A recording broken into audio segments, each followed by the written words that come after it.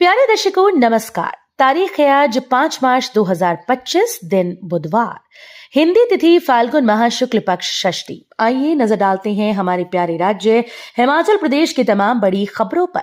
Video शुरू करने से पहले कमेंट बॉक्स में जय हिंद लिखकर हमें सपोर्ट करें और हाँ, वीडियो को पूरा जरूर देखें क्योंकि इस वीडियो में हम जानेंगे बिजली, पानी, मौसम, सरकार के नए नियम, ऐलान।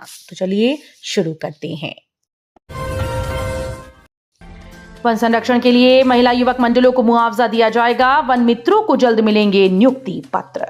मुख्यमंत्री सुखविंदर सिंह सुक्खू ने मंगलवार को वन विभाग की विभिन्न योजनाओं व परियोजनाओं की समीक्षा करते हुए राज्य में वन क्षेत्र को विस्तार देने और संरक्षित करने के लिए महिला मंडलों, युवक मंडलों, स्वयं सहायता समूहों व पंचायतों की भागीदारी सुनिश्चित करने के निर्देश दिए। उन्हें वन संरक्षण में सेवा प्रदान करने के लिए उचित मुआवजा दिया जाएगा और राज्य सरकार ने इस संबंध में 100 करोड़ रुपए आवंटित किए।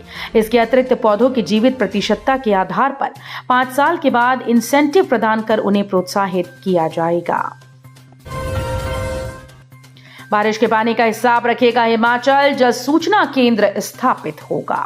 प्रदेश में बारिश के पानी का हिसाब रखा जाएगा। बर्फ पिघलने से कितना पानी मिला, इसका भी पूरा लेखा जोखा होगा।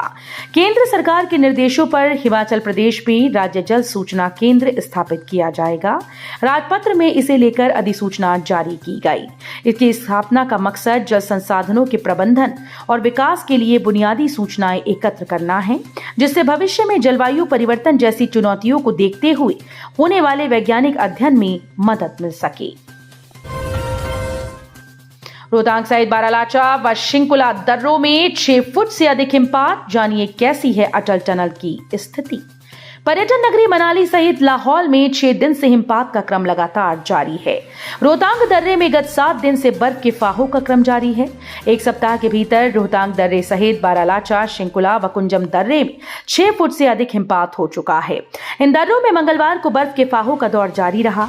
अटल टनल रोहतांग के दोनों छोर में भी 4 फुट बर्फ की मोटी चादर बिछ गई, जबकि हिमपात का क्रम जारी है।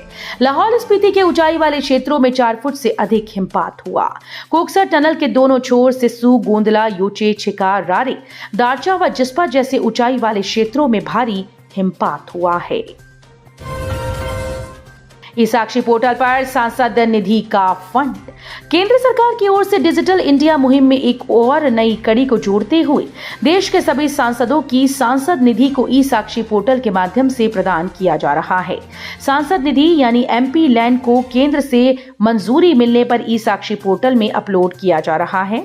इसके बाद संबंधित राज्यों व क्षेत्र के जिला नोडल अधिकारी, डीसी, बीडीओ व अधिकारियों को ई साक्षी पोर्टल पर सेक्शन बजट पर फिजिबिलिटी रिपोर्ट पर एस्टीमेट को अपलोड करना होगा। संबंधित क्षेत्र से पोर्टल में जरूरी दस्तावेज जमा होने पर सांसद निधि की राशि जारी क्षेत्र को मिल पाएगी और आसानी से उसका प्रयोग किया जा सकेगा। 2 साल में खर्च करें केंद्र से मिली ग्रांट। एचपीयू को मेरू प्रोजेक्ट के लिए मंजूर हुए हैं 100 करोड़। हिमाचल प्रदेश विश्वविद्यालय को केंद्र से मिली मेरू प्रोजेक्ट की ग्रांट को 2 साल के भीतर खर्च करना होगा। विश्वविद्यालय की ओर से इस ग्रांट को 4 भागों में बांटा जाएगा। पहला, नए भवन निर्माण कार्य। दूसरा, भवनों की जीर्णोद्धार।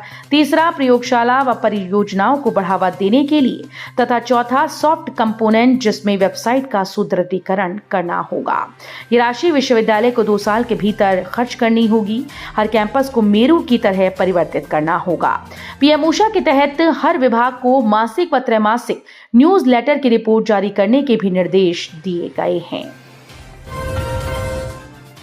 ज्वेलरी शो 2025 में नवरत्न ज्वेलर्स की धूम। जीता इंडिया ज्वेलरी रत्न पुरस्कार। अपनी स्थापना की डायमंड जुबली मना रहे हिमाचल प्रदेश के प्रतिष्ठित ज्वेलरी ब्रांड नवरत्न ज्वेलर्स नाहन ने देश भर में अपने डिजाइन व क्वालिटी की उत्कृष्टता का लोहा मनवाते हुए ऑल इंडिया ज्वेलरी शो 2025 में प्रतिष्ठित ज्वेलरी रत्न पुरस्कार हासिल किया। ये गौरवशाली सम्मान ब्रांड के चीफ ऑपरेटिंग ऑफिसर अधिदेव खिंदड़ी को देश के जाने माने उद्योगपति डॉक्टर राजेंद्र जैन और योगेश सिंघल के द्वारा दिल्ली में आयोजित एक भव्य समारोह में प्रदान किया गया। न हल चलाने की जरूरत, न सिंचाई की टेंशन। पराली से आलू की खेती किसानों के लिए वरदान। कम मेहनत में ज्यादा फायदा।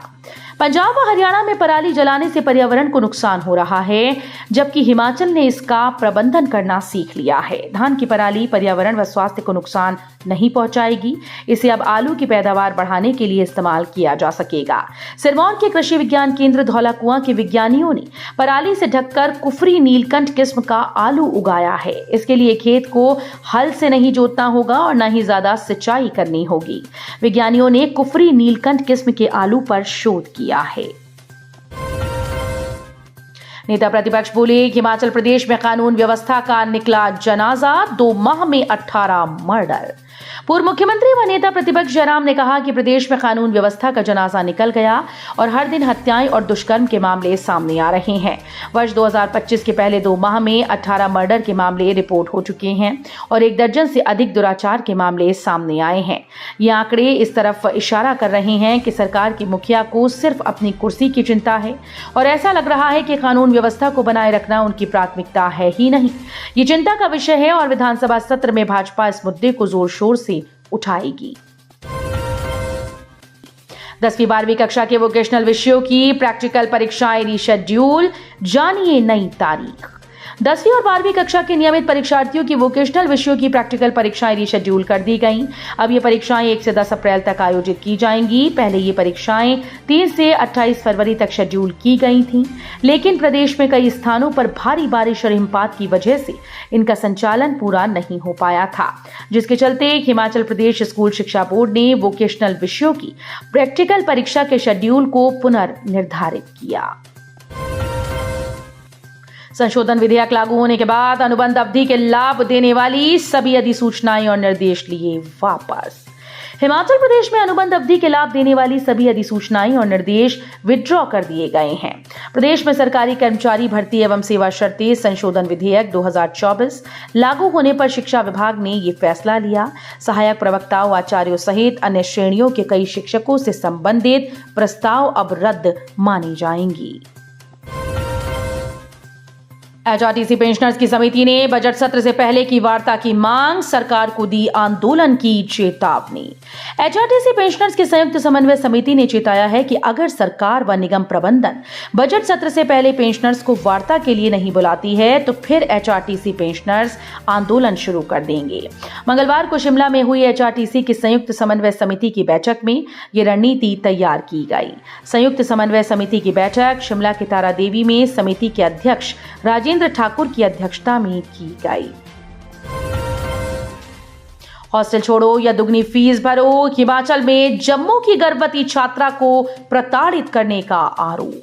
हिमाचल के सोलन जिले के वाकना घाट स्थित बाहरा विश्वविद्यालय के निदेशक पर गर्भवती छात्रा ने प्रताड़ित करने का आरोप लगाया है। इस संबंध में छात्रा ने पुलिस थाना कंडाघाट में शिकायत दर्ज करवाई। छात्रा का आरोप है कि निदेशक ने उसे छात्रावास छोड़ने के लिए कहा। यह भी कहा कि अगर छात्रावास में रहना है तो दुगनी फीस का भुगतान करना होगा। बता दें कि जम्मू कश्मीर की रहने वाली पीड़िता ने बताया कि 2023 से वो बाहरा विश्वविद्यालय में LLB की पढ़ाई कर रही है और छात्रावास में रहती है। 2024 में उसका विवाह हो गया। हिमाचल में सरकारी नौकरी पाने का सुनहरा अवसर, विभिन्न विभागों में 147 पदों पर भर्ती को मंजूरी। हिमाचल सरकार ने बेरोजगारों को सरकारी विभागों में नौकरियों का पिटारा खोल दिया है। मुख्यमंत्री सुखविंदर सिंह सुक्खू की अध्यक्षता में शिमला स्थित राज्य सचिवालय के शिखर सम्मेलन में हाल में हुई मंत्रिमंडल की बैठक में विभिन्न श्रेणियों के 147 पद भरने का निर्णय लिया गया। करसोग में चरस की खेप के साथ 2 सगे भाई गिरफ्तार, पुलिस ने ऐसे दबोचे आरोपी। राजधानी शिमला के करसोग में पुलिस ने नशा तस्करी के खिलाफ बड़ी कार्रवाई करते हुए 2 सगे भाइयों को चरस की खेप के साथ दबोचा। इनमें से एक आरोपी के पास 680 ग्राम और दूसरे के पास 112 ग्राम चरस बरामद हुई। 3 दिन से लापता युवक का शव खड्ड से बरामद, परिजनों ने हत्या का आरोप लगाकर NH पर किया चक्का जाम। पावटा साहिब शिलाई नेशनल हाईवे 707 पर कच्ची ढांग के पास खड्डे से बाइक समेत 21 वर्षीय युवक का शव बरामद हुआ। उक्त युवक 3 दिन से घर से लापता था। पुलिस ने शव को कब्जे में लेकर केस दर्ज कर जांच शुरू कर दी। मृतक युवक की पहचान निखिल कुमार पुत्र सतपाल सिंह के रूप में की गई। तो ये थी आज की फटाफट खबरें। हम मिलेंगे अगले बुलेटिन में, तब तक के लिए धन्यवाद। जय हिंद।